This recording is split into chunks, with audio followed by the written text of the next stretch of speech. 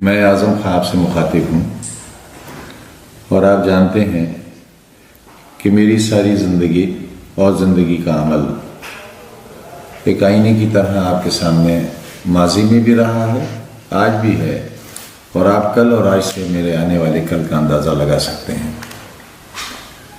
مجھ پر، میرے اپنوں پر، میرے پیاروں پر گزرے ہوئے 4-5 سال میں جو کچھ ہوا ہے وہ کسی سے پوشیدہ نہیں ہے، اور غالباً یہ ایک ایسی افسوسناک تاریخ ہے جس پر آنے والا کل ہندوستان کے اس نظام جمہوری پر ضرور تنقید کرے گا اور کچھ نہ کچھ اپنی رائے پیش کرے گا۔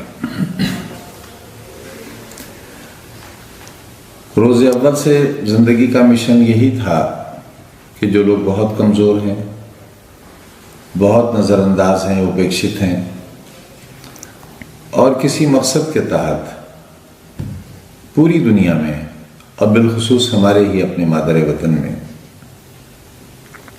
ایک خاص طبقے کو پیچھے رکھنے کے لیے جو منصوبہ بند تحریک ہے، اس کا مقابلہ بھی کسی غیر منصوبہ بند تحریک سے نہیں کیا جا سکتا۔ لازم تھا، لازم ہے، اور آنے والے وقت بھی شاید یہی اصول کامیابی سے گامزن ہوگا کہ ہم اپنی آنے والی کل کی نسلوں کے لیے کوئی ایسا نقشہ تیار کریں جن میں اگر ان کے لیے بہت آسانیاں نہ ہوں تو وہ سختیوں کو سہن کر سکیں اور ایک نارمل زندگی، ایک عام زندگی گزار سکیں۔ ہمارے بچوں کے اندر صلاحیتوں کی کوئی کمی نہیں ہے، انہیں موقع نہیں ملتا، خوبیوں کی کمی نہیں ہے، انہیں موقع نہیں ملتا، آگے بڑھنے کی حوصلے کی کمی نہیں ہے، انہیں موقع نہیں ملتا۔ یہ موقع ملے، ہم اس کے لیے کوشش کریں اور تعلیمی ادارے قائم کریں۔ میں ان تمام لوگوں سے، صاحب حیثیت لوگوں سے، صاحب اقتدار سے جو طاقت میں ہیں، چاہے وہ سیاسی طور پر ہوں، مالی طور پر ہوں، افسر ہوں، ریٹائرڈ ہوں، سروس میں ہوں، جو جذبہ رکھتے ہیں لیکن وہ جذبہ جو صرف اپنی حد تک ہو، ڈرائنگ روم میں بیٹھ کر اس کو ڈسکس کر لینے کی حد تک، رائے دینے کی حد تک ہو، ایسی رائے سے قوموں کی تبدیل نہیں بنتی۔ قومیں تو بہت بڑی چیز ہیں، کسی قبیلے، کسی گھر اور کسی فرد کی تبدیل بھی نہیں بنتی۔ ارادہ کریں، اگر میرے جیسا کمزور آدمی اتنے بڑے مشن کو پائے تکمیل تک پہنچا سکتا ہے تو میری ہی پڑوس کے ضلع میں نہ جانے کتنے رئیس رہتے ہیں، میرے ملک میں، میرے پردیش میں نہ جانے کتنے لوگ دولت مند رہتے ہیں، نہ جانے کتنی ایسی آرگنائزیشنز ہیں جن کے پاس بہت وسائل ہیں لیکن ان کا صحیح استعمال نہیں ہے۔ یہاں تک کہ ہمارے زکوٰۃ کے پیسے کا صحیح استعمال نہیں ہے۔ اگر ہم اس پیسے کا استعمال اپنی دولت کا، اپنے اخراجات کا، اپنے دوست احباب پر خرچ کرنے کا، اپنے سیر و تفریح پر خرچ کرنے کا، اپنی شان و شوکت پر خرچ کرنے کا، اپنی رہائش پر خرچ کرنے کا، اپنی زندگی کی دیکھ بھال پر خرچ کرنے کا پیسہ اگر ایک حصہ بھی آنے والی نسل کو پڑھانے کے لیے خرچ کرنے لگیں تو یہ بڑی خدمت ہوگی۔ میں خدمت تو نہیں کہتا، ایک کوشش ہے، ایک یونیورسٹی بنائی ہے، اسکول بنائے ہیں، یہ بات بھی صحیح ہے کہ اس کے ساتھ بہت ہی نازیبا سلوک ہو رہا ہے، اور ہم کیسے برداشت کر رہے ہیں۔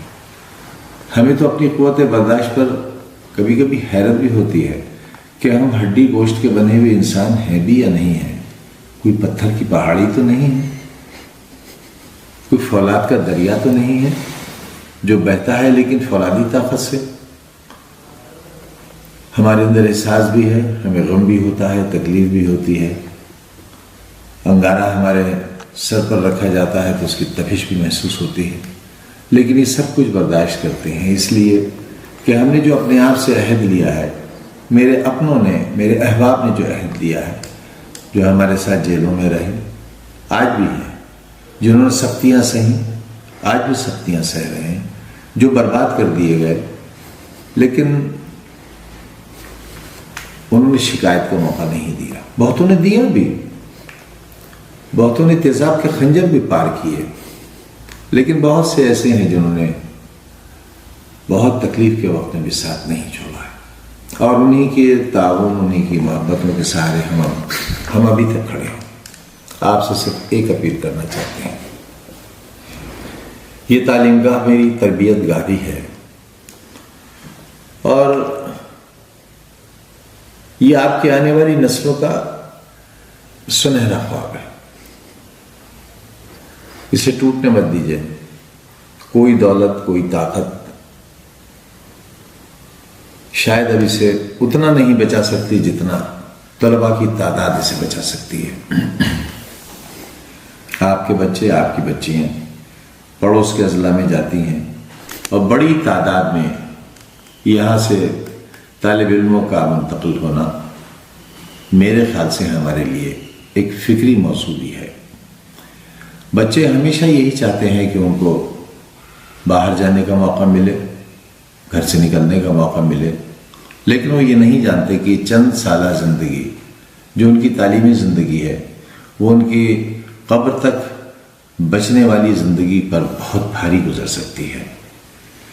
آپ پر ذمہ داری ہے ان کی بہتری اور ان کے کل کے لیے آپ سوچیں. ان اداروں کی جا کر جو ہمارے ضلع کے دائیں اور بائیں بنے ہوئے ہیں، ان کا تعلیمی معیار دیکھیں، وہاں کا ماحول دیکھیں، وہاں کی زندگی دیکھیں، وہاں کا اخلاق دیکھیں، وہاں کے جینے اور مرنے کے اور چلنے اور پھرنے کے طریقے دیکھیں. آپ کو اندازہ ہوگا کہ ہم خود اپنے آپ کو جان بوجھ کر جہنم کی آگ میں جھونک رہے ہیں.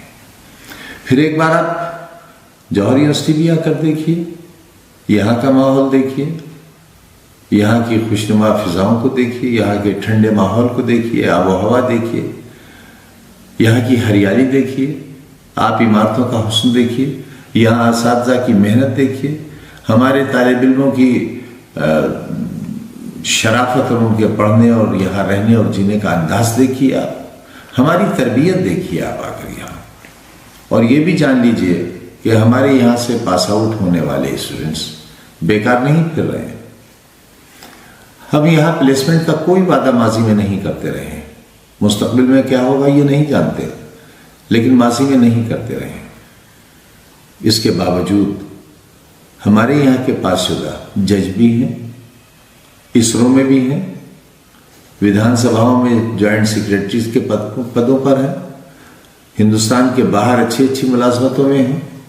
اور اگر آپ سے میں یہ کہوں کہ صرف وہی بچہ خالی ملے گا آپ کو جس نے سروس نہ کرنی چاہیے ہو، ورنہ ہمارے یہاں کے پاس شدہ طالب علم کوئی خالی نہیں ہے. ہمارے یہاں پیرامیڈیکل میں، فارمیسی میں، ایگریکلچر میں ان کا کورس ختم ہونے سے 6 مہینے پہلے اپائنٹمنٹ لیٹر آ جاتے ہیں. معلوم ہے لوگوں کو کہ ہمارے یہاں پڑھائی ہوتی ہے. ہمارے یہاں فیس اٹینڈنس لگانے کے لیے نہیں لی جاتی بلکہ بچوں کو تعلیم دینے کے لیے ہی فیس لی جاتی ہے. آپ ایک بہتر ماحول اور بہتر مستقبل کے لیے، ایک بہتر کل کے لیے اپنے آنے والی نسلوں کا خیال رکھیے، ان کے لیے بہتر فیصلہ کیجیے، اور کم سے کم ایک بار آپ خود یا ان بچوں کو اپنے ساتھ لا کر اس یونیورسٹی کا دورہ کیجیے. ہو سکے تو مجھ سے بھی ملاقات کیجیے. میں یہاں آپ سے ملوں گا، آپ کے سوالات کا جواب دوں گا. آپ ہمارا انجینئرنگ کالج تو دیکھیے، IIT کی ٹکر کے ہمارے انجینئرنگ کالج ہیں. ہماری لیبس دیکھیے آپ، کتنی ماڈرن لیبس ہیں ہماری. شاید ہی قریب کی یونیورسٹیز میں ایسی لیبس ہوں. جو سہولتیں ہمارے یہاں ہیں، ہمارے ہاسٹل کی سہولت، وہاں کے کھانے پینے کی سہولت، وہاں کے کھانے کا اسٹینڈرڈ آپ آ کر دیکھیے، ایک بار کھا کر دیکھیے، فیصلہ کیجیے کیا بہتر ہے. اسی درخواست کے ساتھ یہ ادارہ آپ کا ہے. اگر آپ ہی اس کو نہیں سنبھالیں گے تو شاید اس کی اینٹ اور گارے کی بنیادیں اس کو سنبھالنے میں ناکام رہیں گی. بہت بہت شکریہ.